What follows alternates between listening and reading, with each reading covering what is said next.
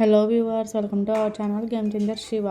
ఈరోజు మేమైతే దశావతారం టెంపుల్కి వచ్చామండి. ఈ టెంపుల్ అనేది నంబూరు దగ్గర గుంటూరు ఉందండి. సో ఇక్కడ వెంకటేశ్వర స్వామి 10 అవతారాల్లో అయితే కనిపిస్తారనమాట మనకి. ఇక్కడ స్టార్టింగ్ గోపురం దగ్గర అయితే ఇలా బొట్టు పెట్టే అతను ఉంటాడండి. సో మనం బొట్టు పెట్టించుకొని మన తోచినంత ఎంతో కొంత ఇచ్చేసి అయితే వస్తామన్నమాట.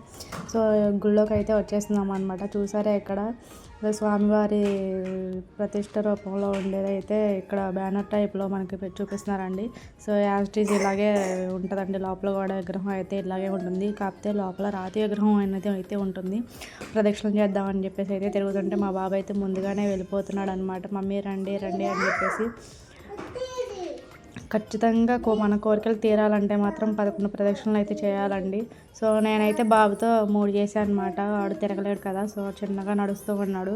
వాళ్ళ డాడీ అయితే మాత్రం 11 అయితే కంప్లీట్ చేశాడు అనమాట. మేము 3 చేసే లోపల తను 11 కంప్లీట్ చేశాడనమాట. సో వాడైతే ఉరుకుతున్నాడు, డాడీ వస్తున్నాడు నేను చెక్కను అని చెప్పేసి అయితే ఉరుకుతున్నాడు. చూసారా, క్రౌడ్ అయితే చాలా ఉంటారండి. ప్రతి సాటర్డే అయితే వస్తే చాలా మంచిది. ఇంకా వారాలు చేసే వాళ్ళు కూడా ఉంటారండి ఇక్కడ. సో వారాలు చేయడం అంటే దేవుడి దగ్గర పూజించిన దారం అయితే మనకి చేతికి కడతారనమాట. వారం వారం వచ్చి అయితే దర్శించుకొని వెళ్తారు. సో వారం వారం చేసే వాళ్ళు అయితే కొంచెం ఉపవాసాలు ఉండడం, పూజలు చేయడం అయితే చేస్తూ ఉంటారనమాట. చూసారా, మా వారు వెళ్ళిపోతున్నారండి. మేము సెకండ్ రౌండ్కి వచ్చేసామన్నమాట.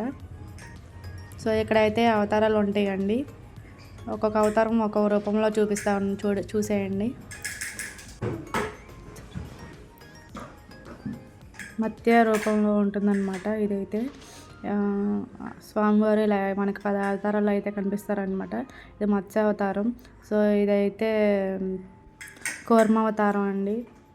సో ఇలా అయితే మనకి విడివిడిగా చూడడానికి కూడా ఉంటుందన్నమాట. ఇలా రూపాలు చూపిస్తారు మనకి. ఇదైతే వరాహ రూపం అండి. చాలా బాగున్నాయి కదండి. ఇలా విడివిడిగా మనం చూడడానికి కూడా మనకు కనులు ఎందుకు అయితే ఉంటుందన్నమాట. టెంపుల్కి వస్తే మాత్రం ఇలా చూడవచ్చు డైరెక్ట్గా. ఇదైతే నరసింహ అవతారం అండి.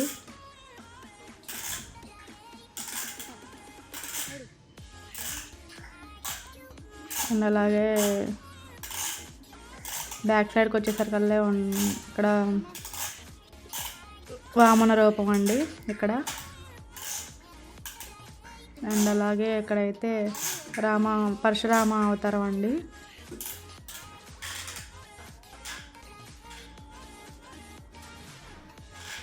అండ్ ఇక్కడ మనకి శ్రీరామ రూపంలో ఉంటారనమాట.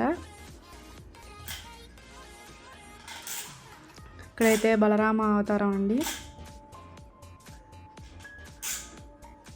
అండ్ ఇక్కడ కృష్ణ అవతారం అన్నమాట.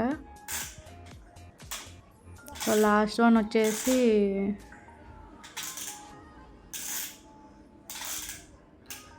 కల్కి అవతారం అన్నమాట. సో ఇలా అయితే మనకి 10 అవతారాల్లో అయితే కనిపిస్తారు స్వామివారు. సో లోపల విగ్రహం అనేది రాతి విగ్రహం అనేది ఉంటుందన్నమాట.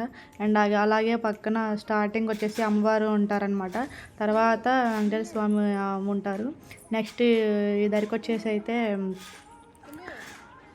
వినాయకుడు అయితే ఉంటారనమాట. మనకి దర్శనం ఇస్తూ ఉంటారనమాట. సో ముగ్గురిని దర్శించుకొని ఇలా అయితే బయటకు వచ్చేసేయాలి.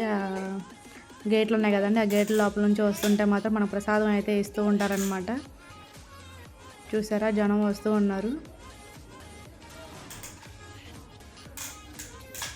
ఇక్కడైతే ప్రసాదం తీసుకొని ఎలా అయితే వచ్చి కూర్చొని కొంచెం అలా మనం టెంపుల్కి వెళ్ళినప్పుడు అలా ప్రశాంతంగా కూర్చోంటాం కదండి. సో లోపల కూర్చోవచ్చు, బయట కూర్చోవచ్చు. సో ఇక్కడైతే బుక్స్, అగరబత్తులు ఇలా అయితే అమ్ముతూ ఉంటారనమాట. మనకు కావాల్సి వస్తే తీసుకోవచ్చు అనమాట. దర్శించుకొని లెఫ్ట్ సైడ్ కొబ్బరికాయ కొట్టొచ్చండి. ఇందాక చూపించడం మర్చిపోయానండి. ఇదైతే టికెట్ కౌంటర్ అండ్ ప్రసాదం తీసుకునే కౌంటర్ అనమాట. అండ్ అలాగే ఇక్కడ స్టార్టింగ్ కాలుగడుగు రావాలండి. ఇక్కడైతే ఒత్తిడి వెలిగించుకోవచ్చు అనమాట, అక్కడ క్రౌడ్ ఉన్న దగ్గర. సో ఇదండి టెంపుల్. లోపల నుంచి అయితే ఇలా ఉంటుందన్నమాట గోపురం అది.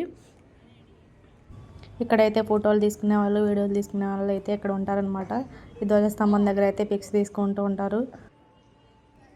కుదిరితే సాటర్డే వస్తే మాత్రం చాలా మంచిదండి. వారాలు చేస్తే మాత్రం అందరికీ కోరికలు అయితే తీరుతాయి అన్నమాట. సో ఇలా అయితే మనకి 10 అవతారాలు కలిపి ఒకే అవతారంలో మనకైతే చూపిస్తారనమాట.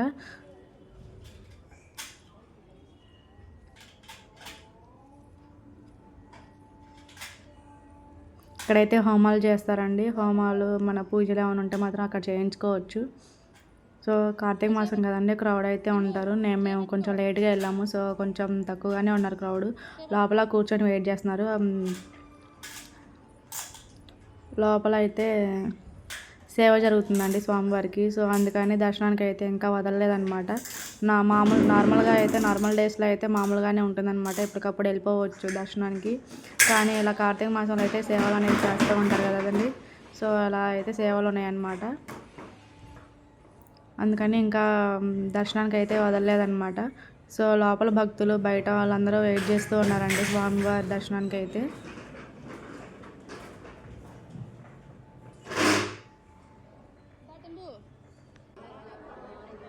సో ఫైనల్లీ దర్శనానికి అయితే వదిలారనమాట. అక్కడ కూర్చున్న వాళ్ళందరూ దర్శనానికి వదులుతుంటే చూస్తున్నారనమాట. స్వామివారు అయితే ఏ రూపంలో ఉన్నారనేసి అయితే చూస్తున్నారు, ఏ అలంకారంతో ఉన్నారు, ఎలా ఉన్నారు అనేది అయితే చూస్తూ ఉన్నారనమాట. సో ఫైనల్లీ మేమైతే క్యూ లైన్లోకి అయితే వచ్చేసాము. చూసారు ఎంత పెద్దగా ఉందో క్యూ లైన్ అయితే. చాలామంది వెయిట్ చేస్తున్నారండి. మేము రాకముందు నుంచే దర్శనానికి అయితే వదలలేదన్నమాట, సేవలో ఉండి స్వామివారికి. సో ఇప్పుడే ఒకేసారి వదిలేసరికి క్రౌడ్ అయితే ఎక్కువైపోయారనమాట. ఫైనల్లీ దర్శనం చేసుకుని అయితే ఇలా వచ్చేసామన్నమాట. మనం స్వామివారి గుర్తుగా ఏదైనా తీసుకెళ్ళాలంటే మాత్రం ఇక్కడైతే స్వామివారి ఐడల్స్, కీ చైన్స్ ఇలా అయితే ఉంటాయి, దేవుడి విగ్రహాలు అయితే ఉంటాయి అనమాట. ఇదైతే భోజనానికి వెళ్ళే దారి. స్వామివారికి అన్నప్రసాదం చేస్తారు, డైలీ అన్నదానం అయితే ఉంటుందన్నమాట. మనం తినేసి ఊరికే అలా రాకుండా అన్నప్రసాదానికి అయితే మనం స్వామివారికి హుండీలో వేసేయచ్చండి. సో ఇలా అయితే వచ్చేసామన్నమాట. ఫైనల్లీ ఫుడ్ మాత్రం చాలా బాగుంటుందండి, కానీ బఫే సిస్టమ్ అండి, మనం వెళ్ళి పెట్టించుకొని రావాలన్నమాట. సో ఇక్కడైతే మా బాబు వెయిట్ చేస్తున్నాడు అండి. వాడు తిన్నాడు కానీ అల్లరి మాత్రం చాలా చేస్తాడనమాట ఇక్కడికి వస్తే. సో అన్నం అయితే చాలా బాగుంటుంది, మీరు కూడా తినండి ఒకసారి.